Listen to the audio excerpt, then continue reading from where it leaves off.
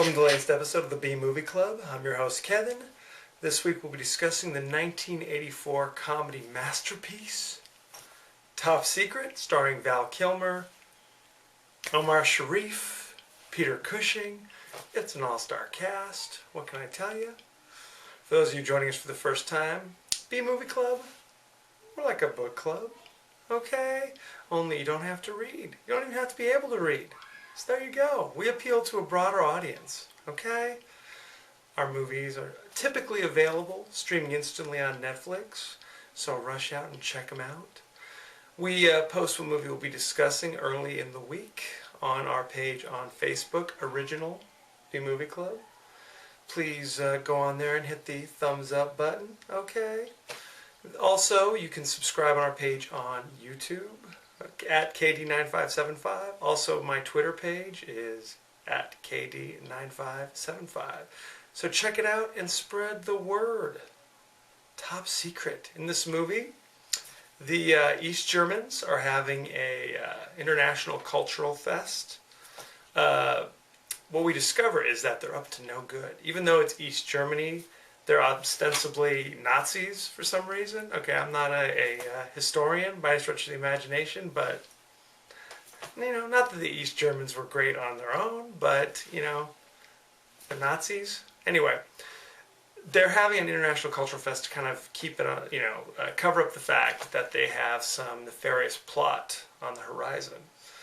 The famous American tenor is unable to make it, so they've had to make a last-minute change and hire the American pop star and teen beat cover boy Nick Rivers, played by Val Kilmer. He's kind of a cross between the Beach Boys and Elvis and all that good stuff.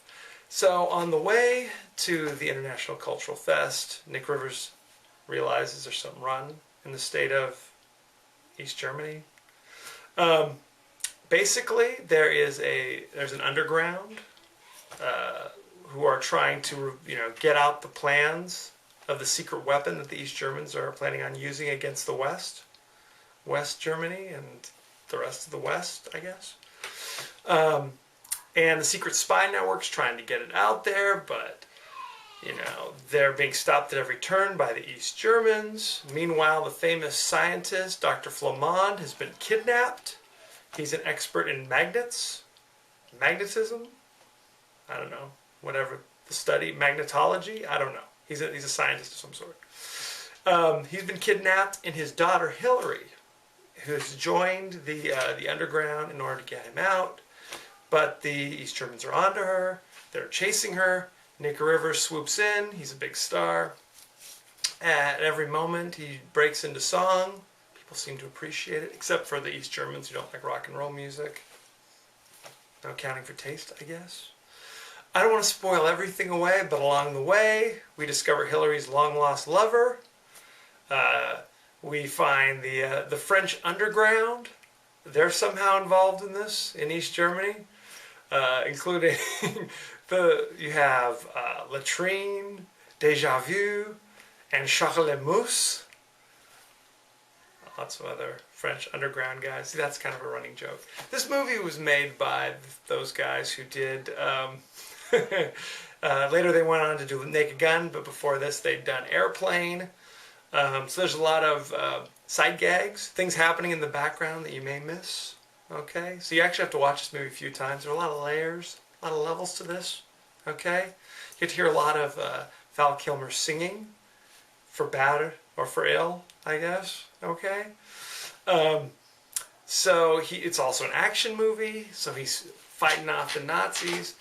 It's basically an Elvis movie mixed in with like a World War II spy thriller.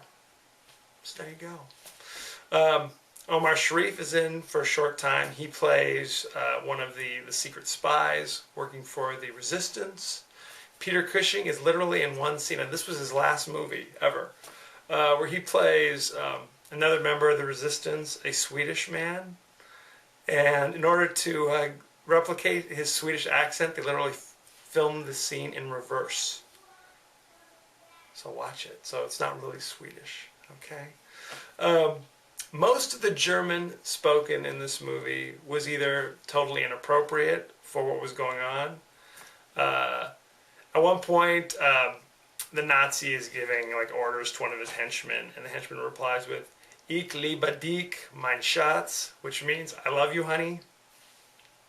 You know what? Maybe they had a special relationship. I'm not here to judge. Okay. Most of the German was actually Yiddish curses. So if you're watching this movie with your Jewish grandmother, like I did, she may be offended, to say the least. Okay, so watch out. Movie is hilarious. Okay, it's a little silly and wacky at times, as you might imagine. It's a lot of sight gags, a lot of double entendres, a lot of things taken out of context, as you might imagine, for humorous benefit. You know what I'm saying? If that's your kind of movie, if you liked Airplane, if you like Naked Gun and those sorts of things, it's right up there with it. For some reason, it got lost in the shuffle. This was actually Val Kilmer's debut in feature films. So there you go. Obviously, he went on to Real Genius, which I'd love to do for this show. And before, obviously, he did that other movie, that other Top movie, Top Gun, as the Iceman, basically. Then Tombstone. Nobody had more of a meteoric rise. I mean, by, Tombstone, he was one of my favorite actors.